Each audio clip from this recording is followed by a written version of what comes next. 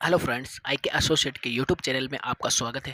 हम देखेंगे कि इनकम टैक्स का पेमेंट ऑनलाइन हम कैसे कर सकते हैं। बहुत ही आसान प्रोसेस है। इस वीडियो में हम बिना लॉगिन किए इनकम टैक्स का पेमेंट करेंगे। जहां लॉगिन के बाद कैसे इनकम टैक्स का पेमेंट करना है उसका डेमो भी देखेंगे। कभी कभी इनकम टैक्स पेमेंट करने के बाद चालान जनरेट नहीं हो पाता है, उसको कैसे कवर करना है वो भी इस वीडियो में डिस्कस करेंगे। आपको इनकम टैक्स की ई फाइलिंग के पोर्टल पर आ जाना है। वेबसाइट का नाम है incometaxgo.in।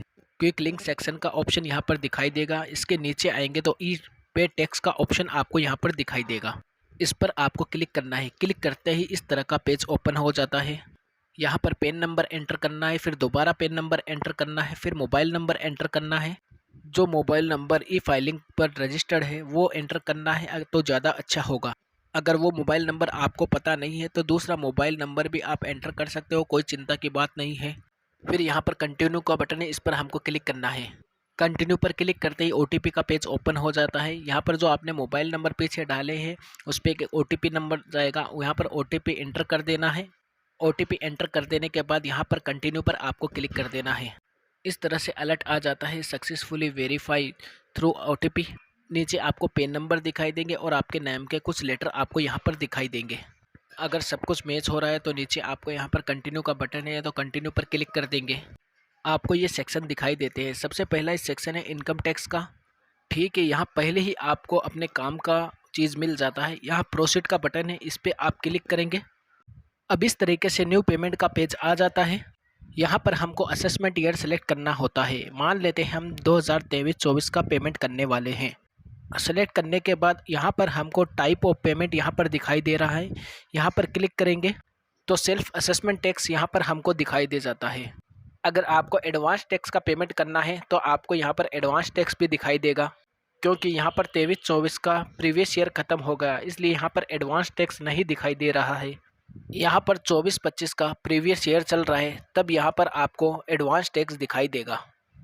तो अगर आपको एडवांस टैक्स का पेमेंट करना है तो अभी आप ये सेलेक्ट कर लीजिएगा। सेल्फ टैक्स और एडवांस टैक्स दोनों को पेमेंट करने का प्रोसेस है वो सेम ही है। इसमें यहाँ पर हम 2023-24 सेलेक्ट कर लेते हैं और यहाँ पर सेल्फ असेसमेंट ईयर सेलेक्ट कर लेते हैं और फिर कंटिन्यू के ऑप्शन पर हम क्लिक करते हैं। क्लिक करते ही यहाँ पर न्यू पेज ओपन हो जाता है। यहाँ पर थोड़ा नीचे करिएगा। सरचार्ज, सेस, इंटरेस्ट, पेनल्टी जो भी यहाँ पर हमारे लिए एप्लीकेबल होगा वो यहाँ पर एंटर कर सकते हैं। मान लीजिए हमको टैक्स पेमेंट करना है, यहाँ पर हम डेमो बना रहे हैं। आपकी जो भी टैक्स लायबिलिटी होगी वो यहाँ पर अमाउंट यहाँ इंटर करना है। इसका कैलकुलेशन आपको पहले ही कर लेना है, जो मैंने स्टार्टिंग में बताया था।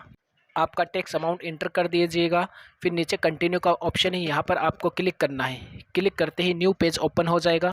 फिर थोड़ा सा स्क्रॉल करके नीचे जाते हैं। यहाँ पर आप देखिएगा डेबिट कार्ड, पे एनकाउंटर, आरटीजीएस और पेमेंट गेटवे, बहुत सारे ऑप्शन दिए गए हैं पेमेंट करने के लिए। कुछ मोड है जहाँ पर आपको चार्जेस भी लग सकते हैं। ये देखिए आप, यहाँ पर आपके चार्जेस भी लगेंगे। देखिए ट्रांजैक्शन चार्जेस नेट बैंकिंग में तो नहीं लगता, हम इसका इस्तेमाल करने वाले। ये देखिए हम नो ट्रांजैक्शन चार्जेज, हम यहाँ पर state bank of India select कर लेते हैं। आपके लिए जो भी एप्लीकेबल होगा, जो मोड एप्लीकेबल होगा वो आप सेलेक्ट कर लीजिए और पेमेंट कर दीजिए। यहाँ पर जो दिखाई दे रहा है, अगर उनमें से आपका बैंक नहीं है तो नीचे एक बटन दिख रहा है, उस पर आप क्लिक कीजिए। यहाँ पर भी बहुत सारे बैंक दिए गए हैं, सेलेक्ट कर लीजिए जो भी आपका बैंक है। हमारे केस में स्टेट बैंक ऑफ इंडिया है, इसको सेलेक्ट कर लेते हैं और कंटिन्यू पर क्लिक करते हैं। कंटिन्यू पर क्लिक करते ही यहाँ पर प्रीव्यू का पेज आ गया है। यहाँ पर पेमेंट डिटेल दी गई है, आप यहाँ पर क्रॉस वेरीफाई कर लीजिएगा। जो भी आपने डिटेल दी गई है वो सही है। जो पेमेंट आपको करना है, सही अमाउंट आपने डाला है वो चेक कर लीजिएगा, और सही बॉक्स में डाला है या नहीं वो भी आप चेक कर लीजिएगा। अगर सही है तो नीचे जाएंगे, यहाँ पर हमको पे लेटर और पे नाउ का ऑप्शन यहाँ पर दिखाई देगा। पे लेटर का मतलब है चालान अभी जमा हो जाएगा लेकिन आप फ्यूचर में पेमेंट कर सकते हो, बट हमारे केस में हम तुरंत पेमेंट करने वाले हैं।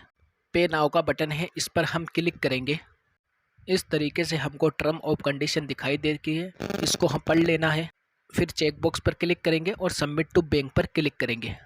यहाँ पर बैंक का साइड ओपन हो जाएगा। हमारे केस में हमने नेट बैंकिंग चुना था, लेकिन आपने जो भी मोड चूज़ किया था उस हिसाब से आपको यहाँ पर डिस्प्ले दिखाई देगा।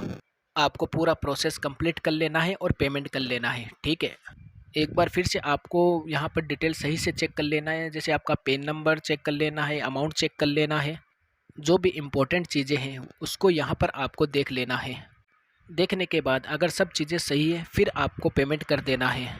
यहाँ पर हमारा पेमेंट सक्सेसफुली हो गया है, ये पेज रीडायरेक्ट हो जाएगा। पेमेंट होने के बाद इस तरह से स्क्रीन आ जाता है। इस तरह से स्क्रीन आने पर यहाँ पर आप देख सकते हैं the challan payment is successfully. यहाँ से आप अपना चालान डाउनलोड कर सकते हैं। ये है आपकी चालान की कॉपी, इसको सेव करके आपको रख लेना है।